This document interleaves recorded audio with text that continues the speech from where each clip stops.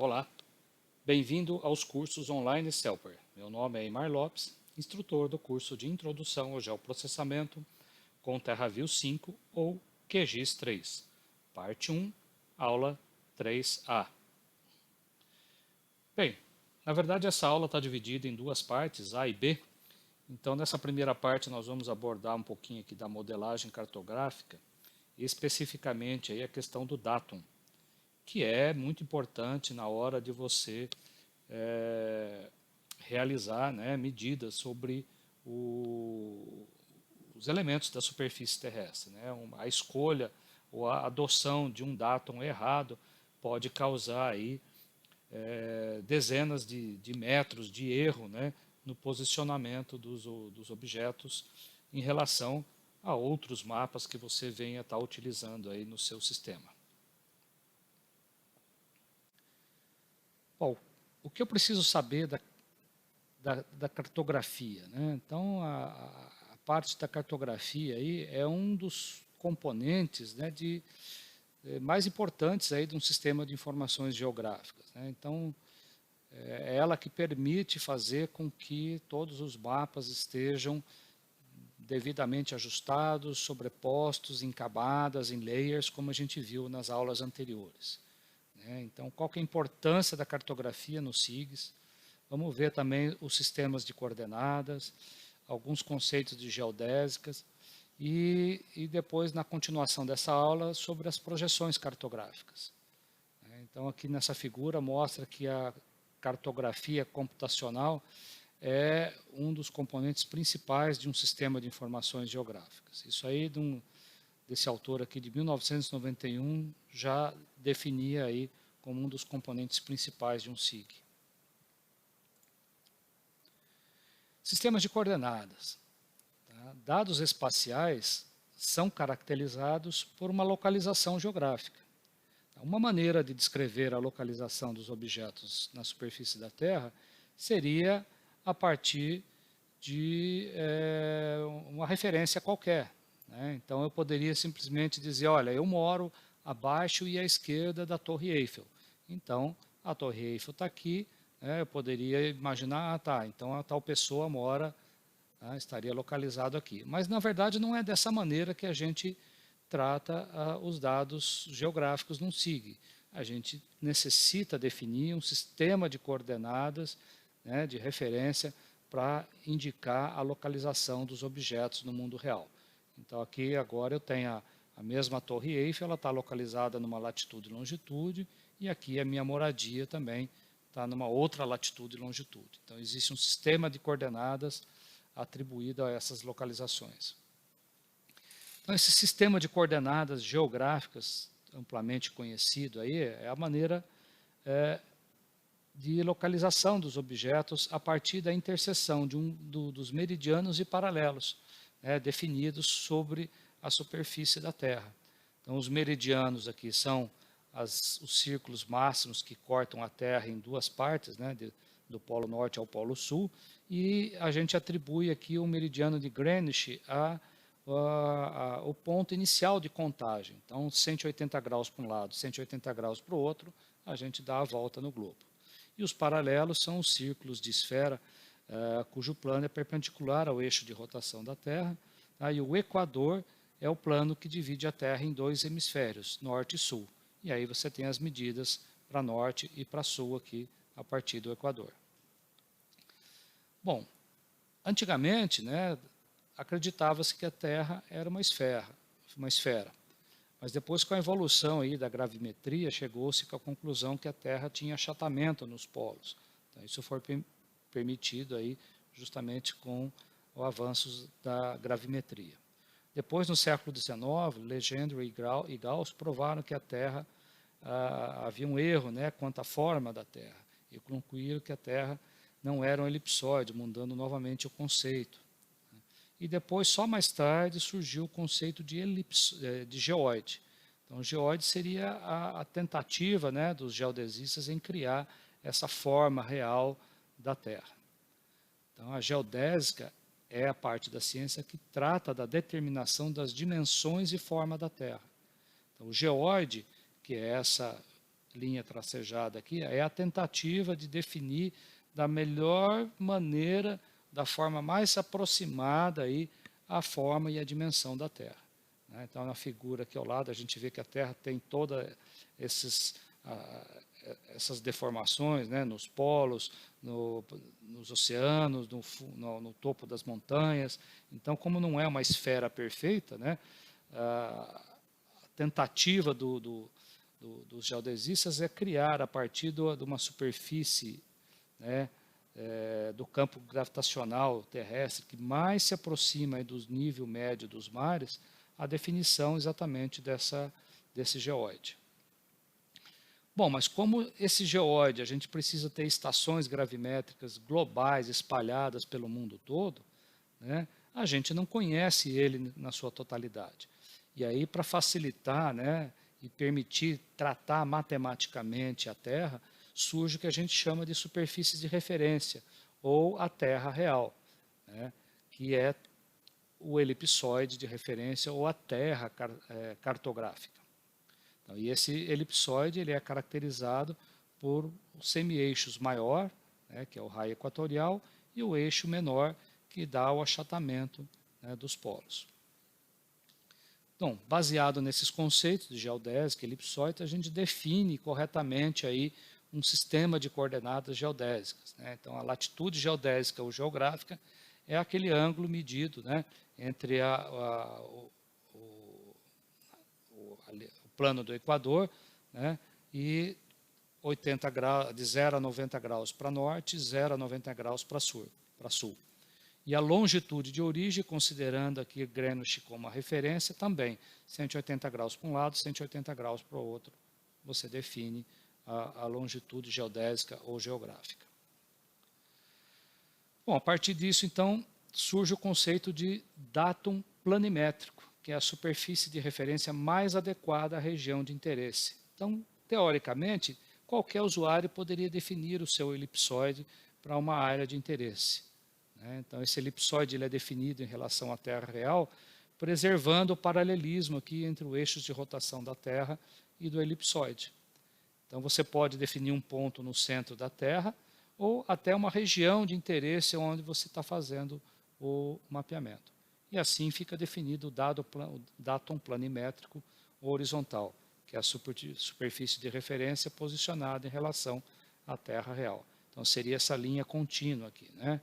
Então, matematicamente, a gente vai trabalhar com essa linha contínua e não com o geóide, como era aí o sonho dos geodesistas, né?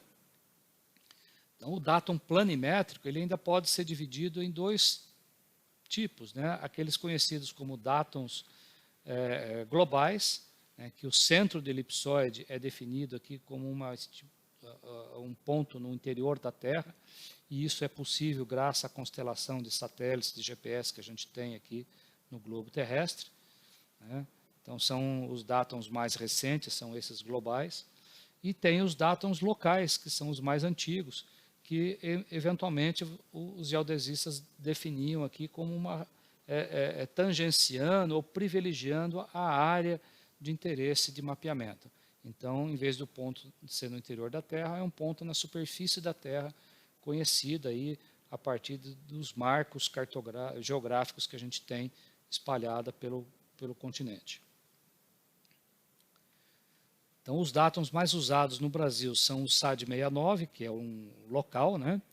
E os mapas mais recentes são o SIRGAS 2000, que é o Sistema de Referência Geodésico para as Américas, né? Mas também é comum você encontrar mapas mais antigos ainda aqui no Brasil usando o Córrego Alegre, né? Mas, uma vez que você tem esses datums perfeitamente definidos, você pode fazer a conversão de qualquer um deles para um datum mais recente, como o SIRGAS 2000. Esse SIRGAS 2000 ele foi definido em 2005, né? E existe um período de transição aí de 10 anos para que seja adotado aí, de forma maciça aqui no nosso país. E existe um período de transição aí, então, e a partir do qual o SIRGAS passará a ser o datum oficial do território brasileiro. Então, e qual que é a diferença, né, entre o SAD 69 e o SIRGAS? Como a gente já disse, ele é local, baseado numa região de interesse, né, na superfície do globo, e o SIRGAS ele é geocêntrico, né, o ponto está no interior da Terra. E esse aí, o geocêntrico, né, atende melhor né, quando a gente quer trabalhar também com sistemas globais aí de GPS. Outros dátons também comuns aí de serem encontrados, além do SAD, do córrego, tem o NAD, V27, tem o Indian, tem o WGS84, então muitos GPS vêm configurados com WGS84. Nós temos o SIRGAS, tem o NAD 83. Né? E a gente pode dizer que o WGS84 e o SIRGAS são praticamente idênticos, pois utilizam o mesmo elipsoide de referência, com alguns centímetros de diferença no valor aí do achatamento. Então, dado a esses conceitos, nós podemos dizer que as coordenadas geográficas, que isso é a latitude e longitude, né, dependem do datum planimétrico. Então, elas variam numa posição no globo terrestre por uma mesma latitude e longitude. Então, eu posso dizer, por exemplo, que eu posso ter variações aí de até 60 metros entre o SAD e o córrego, que são ambos locais. Então, se eu pegar a mesma latitude e longitude geográfica, né, não vai ser o mesmo ponto na superfície da Terra, e eles podem variar aí de até 60 metros. Entretanto, se você estiver trabalhando em escalas mais globais, 1 para 250 mil, por exemplo, esses 60 metros não significa nada, né? É desprezível esse deslocamento. Mas se eu estiver trabalhando em escalas de mais detalhe, 1 para 10 mil, 5 mil, aí 60 metros no terreno vão fazer diferença. No território brasileiro ainda, entre o SAD e o WGS84, ou o SAD e o SIRGAS 2000, pode chegar até 100 metros de diferença de posicionamento. Okay? Aqui também entre os SIRGAS e o SAD, em torno de 65, e entre os SIRGAS e o WGS, você pode considerar praticamente que não tem nenhum deslocamento, porque é lá na sexta casa depois do metro, é desprezível essa diferença. Solução. Então, como nós temos esse erro de posicionamento, é importante lembrar, então, da invariabilidade das coordenadas geográficas. Em outras palavras, você jamais agora vai aceitar simplesmente receber uma planilha do Excel com informações de latitude e longitude, sem questionar a origem do dado e perguntar, olha, mas qual que é o datum dessas latitudes e longitudes? Lembrando, então, que isso afeta a exatidão da tua base de dados. Hoje, qualquer SIG sabe levar em conta essas variações de coordenadas, porque tem todo um modelo cartográfico implementado nesses softwares de geoprocessamento. Importante saber, então, o que você está medindo também com o GPS. Saiu para o campo, você vai verificar lá, nas configurações, no setup lá do seu GPS, qual que é o datum que ele está utilizando. Né? Importante saber isso. E tenha cuidado também com dados compartilhados, importação e exportação. Então, recebeu o dado num arquivo CSV, TXT, ou uma planilha do Excel, saber direitinho da fonte qual que é o datum que foi utilizado para representar aquelas latitudes e longitudes. Então, aqui só o exemplo de um mapa, mostrando esse deslocamento entre o SAD e o SIRGAS, aí em torno de 60 metros, 65 metros de deslocamento no terreno. E aqui só uma brincadeira, mostrando que esse deslocamento aqui, para duas equipes que vão trabalhando com datums diferentes, é a mesma latitude e longitude, só que no terreno são diferentes posições no espaço. Então, isso poderia causar um erro gravíssimo desse de engenharia. Muito bem, ainda da geodésica, importante também a questão de relevo, saber o que você está medindo a partir de um nível base. Então, normalmente é o nível médio dos mares, que é utilizado para medidas tanto acima como abaixo. E a altitude é diferente de altura. porque a altura você tem um referencial e a altitude é o nível médio dos mares e a altura é medida localmente a partir do chão onde você se encontra. Então, o datum altimétrico ou vertical, né, é outro parâmetro geodésico aí utilizado para medidas de altura, né, para medidas de altitude aí, nos mapas. E eles são definidos a partir de uma rede de marégrafos. E aqui no Brasil adota-se o nível médio ali dos mares para um marégrafo de Imbituba, posicionado em Santa Catarina. Então, as altitudes podem ser positivas ou negativas, né, dependendo do nível médio do mar aqui como a referência, né? Então, para cima eu tenho elevações e para baixo as depressões. E numa carta topográfica, normalmente você encontra isso na forma de isolinhas ou curvas de nível, né? E representando então a topografia da tua área. Muito bem, nessa primeira parte então, a respeito do datum, está proposto aí um exercício 1.2, mostrando exatamente a importância do datum. Então, vocês vão pegar um mapa lá em latitude e longitude, vão dizer que ele está em WGS 84, e o mesmo mapa, na mesma latitude e longitude, vão dizer que ele está em SAD 69. Então, claro que na hora de fazer a visualização disso, numa escala de pouco detalhe, você não vai perceber essa diferença. Mas se você começa a ampliar o mapa aqui, você vai ver que aquela mesma latitude e longitude vai estar mostrando diferentes pontos na superfície da Terra. Então, é só para reforçar aí, nesse exercício, a importância, né, que tem de ter o datum perfeitamente definido para os mapas que você vai estar trabalhando no seu sistema de geoprocessamento. Então, era isso. Essa aula se encerra aqui. Muito obrigado por participar de nossa videoaula. E essa parte cartográfica continua aí na aula 3B.